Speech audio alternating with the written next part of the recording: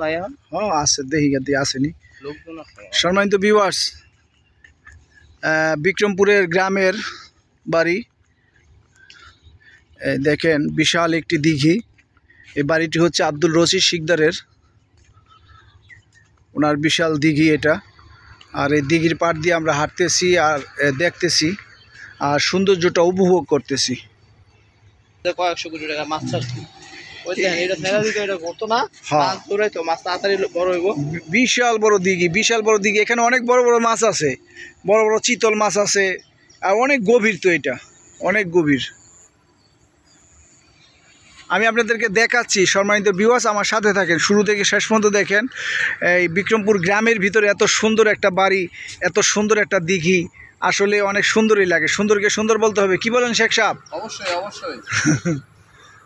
কিছু বোঝা যায় না, বললে অভিজ্ঞতা বাড়ে এবং অনেক কিছু জানা যায়, দেখা যায়, শোনা যায়, প্রকৃতির সান্নিধ্যটা নেওয়া যায়। সুন্দর কথা বলছেন। ঘুরলে কিন্তু অনেক কিছু অভিজ্ঞতা হয় মানুষের জীবনে এবং মনও ভালো লাগে। অনেক ভালো লাগতেছে, অনেক ভালো, মানে কল্পনার বাইরে।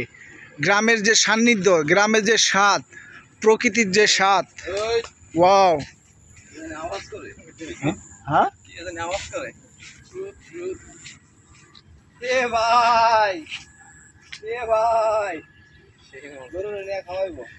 বিশাল চক, আমাদের এলাকায় এটা চক বলে, অনেক জায়গায় বিল বলে।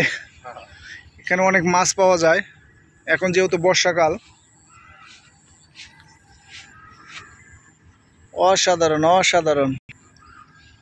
দিঘিটা কত বড় দেখছেন? এই পেঁপে হয়েছে শেখ সাহেব, পেঁপে হয়েছে, খাওয়ার লোক নাই। এই যে দেখেন পাকছে নি দিয়ে একটা, ওইটা মনে হয় পাকনা মনে হইতেছে, পাকনা নি। কত বড় দিঘি, বিশাল বড় দিঘি। হ্যাঁ বিশাল বড় দিঘি। হ্যাঁ আবার ফেরতে মনে হয়। হ্যাঁ ওইটা ফার্ম, ওইটা গরুর ফার্ম, গরুর ফার্ম, মুরগির ফার্ম, হাঁসের ফার্ম, অনেক কিছু আছে এখানে।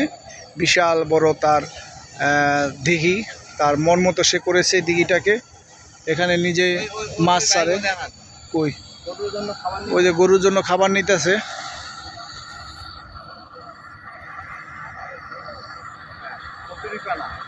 গরুর খাবার,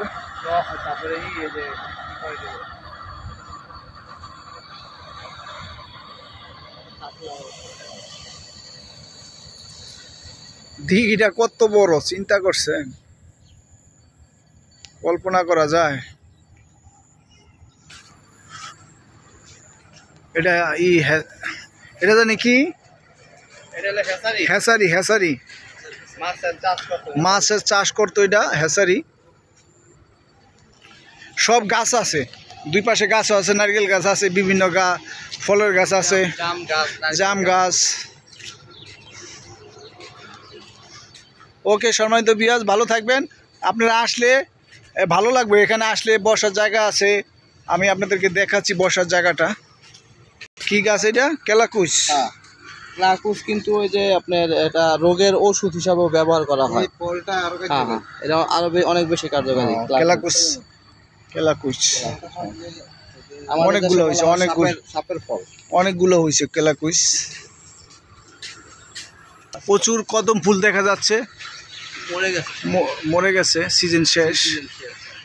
আমরা আসতে পারেন, এই যে বসার জায়গা আছে, এখানে বসে আড্ডা দেওয়া যায়।